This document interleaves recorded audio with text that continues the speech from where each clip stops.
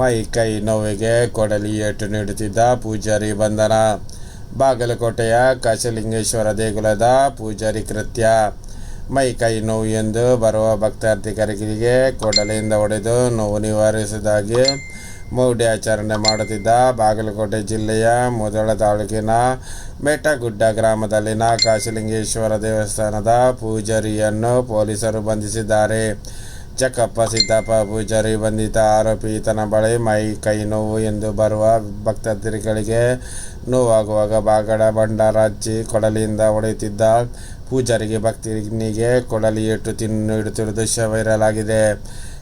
ಹೊಡೆದ ಏಟಿಗೆ ಕೊಡಲಿ ಭಕ್ತನ ದೇಹದೊಳಗೆ ಹೋಗಿದ್ದು ಹೊರತೆಗೆಯಲು ಪೂಜಾರಿ ಕಷ್ಟಪಡುತ್ತಿರುವುದನ್ನು ನೋಡಬಹುದು.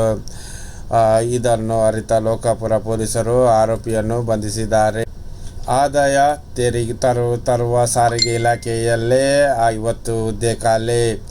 ಮಂಜೂರಾದ 2587 ಹುದ್ದೆಗಳ ಪೈಕಿ 1250 ಹುದ್ದೆಗಳು ಇನ್ನೂ ಖಾಲಿ.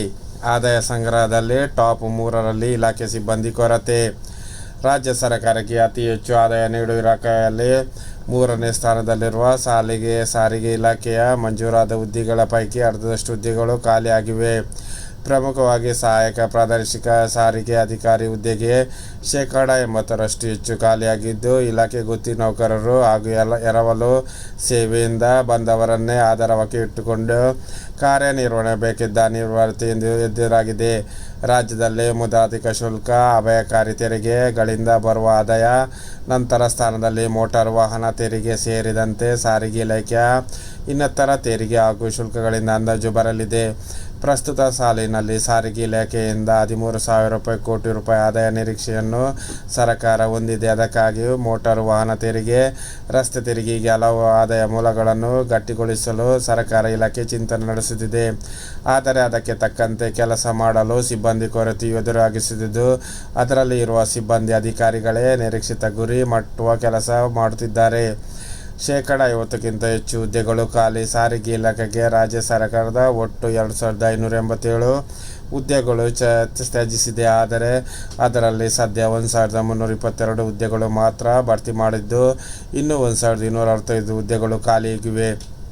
ಇಲಾಖೆಗೆ ಮಂಜೂರಾಗಿರುವ ಹುದ್ದೆಗಳ ಪೈಕಿ 2208 ಹುದ್ದೆಗಳು ಸಿ ಮತ್ತು ಡಿ ದರ್ಜೆಗಳಾಗಿವೆ.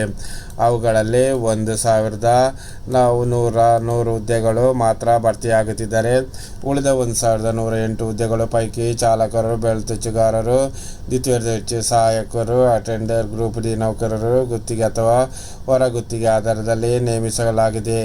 ಅದೇ ಸಹಾಯಕ ಕಾರ್ಯದರ್ಶಿ, ಪ್ರಥಮ ದರ್ಜೆ ಸಹಾಯಕ, ಮೋಟಾರು ವಾಹನ ನಿರೀಕ್ಷೆ ಅಧಿಕೃತ ಹುದ್ದೆಗಳು ಖಾಲಿಯಿಡಲಾಗಿದೆ. RTO, ARTOಗಳಿಂದ ಇಲಾಖೆ.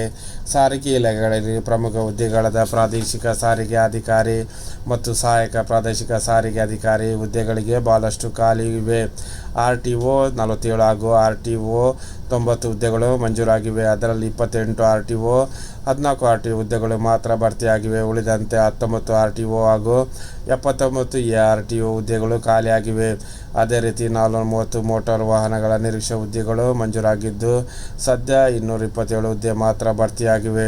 ಉಳಿದಂತೆ 210 ಹುದ್ದೆಗಳು ಖಾಲಿಯಾಗಿವೆ. ಅದರಲ್ಲಿ ಸದ್ಯ 76 ಹುದ್ದೆಗಳ ಭರ್ತಿ ಪ್ರಕ್ರಿಯೆಗೆ ಚಾಲನೆ ನೀಡಲಾಗಿದ್ದು, ಉಳಿದಂತೆ 110 ಹುದ್ದೆಗಳು ಭರ್ತಿಗೆ ಅನುಮತಿ ಕೋರಿ ಸರ್ಕಾರಕ್ಕೆ ಪ್ರಸ್ತಾವ ಸಲ್ಲಿಸಲಾಗಿದೆ. ಉಳಿದ ಖಾಲಿ ಹುದ್ದೆಗಳಿಗೆ ಭರ್ತಿ ಕ್ರಮ ಕೈಗೊಳ್ಳಲಾಗಿದೆ. ಹುದ್ದೆ ತ್ಯಜಿಸಿ ಮುಂಡಾ ಕೇಸು ತನಿಖೆಗೆ ಸಿಎಂ ಸಹಕರಿಸಲಿ. ಕಾರಜೋಳಿ.